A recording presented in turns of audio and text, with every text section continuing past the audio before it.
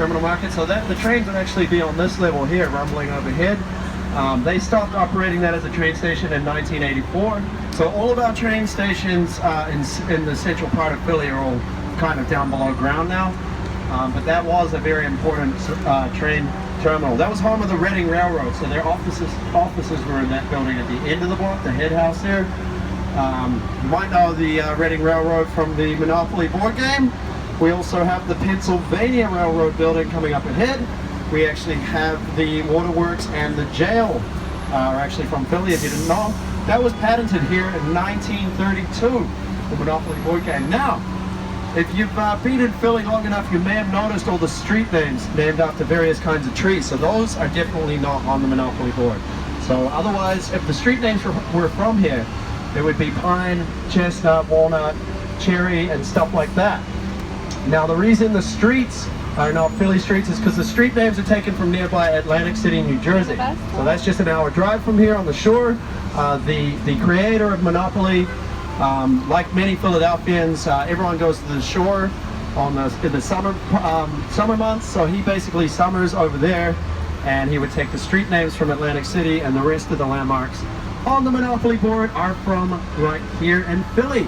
Now, for those of us at the back of the bus, you're going to get a glimpse, a lucky early glimpse at my favorite building in the city. You see that giant tower there with a statue atop it. Gorgeous building, my favorite building in the entire city. But you can see that statue there of that gentleman. That happens to be the namesake of Pennsylvania. That's William Penn. So he founded Philadelphia and Pennsylvania in 1682. So that's why he sits atop our city hall there. Happens to be the largest statue atop any building in the entire world, if you can believe that. Pretty cool statue, very cool building. I'm going to be talking a lot about that as we go on with the tour. But since we have an extra moment, I'm going to squeeze in another fact here. If you look, to those of us at the rear of the bus especially, if you look up the top of this building here, you'll see a flag. It happens to be blue and gold. So those are the city colors. That's the city flag. Now you may notice it has a certain resemblance to the colors of the Swedish flag. Well, that is with good reason, of course. So the Swedes first settled here in the 1630s. They were here even before William Penn arrived in 1682. There was a big Swedish colony called New Sweden around here. They arrived on a ship called the Kalmar Nickel. So our city flag is kind of a nod to the first European settlers. That's why it has the same colors as the Swedish flag. A little bit of extra facts there. Now we're going to be continuing along with the tour. At the end of this, the Reading Railroad building on the left-hand side, you're going to see a Hard Rock Cafe there.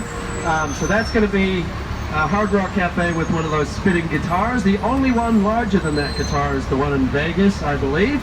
But that Hard Rock Cafe up there, everyone has a Hard Rock Cafe. I'm sure we've been to them all over the world. So this one though, it does have a collection of photos and memorabilia from some of our local Philadelphia artists. So everyone here has heard the Fresh Prince of Bel-Air theme song, of course. Yeah. Everyone knows that Will Smith is from Philly. Now you probably know about Boyz II Men, also the early 90s R&B group hailing from Philly. You may know about Aretha Franklin, but some of the artists that you may not know include Joan Jett, Taylor Swift. I believe she just played some big concert at the football stadium last night, according to someone who told me that earlier now. But the greatest artist, the greatest Philadelphia artist of all time, folks, and this is not up for debate by any stretch, okay? The greatest Philadelphia artist of all time is the phenomenal Hall & Oates, who hail from Philly.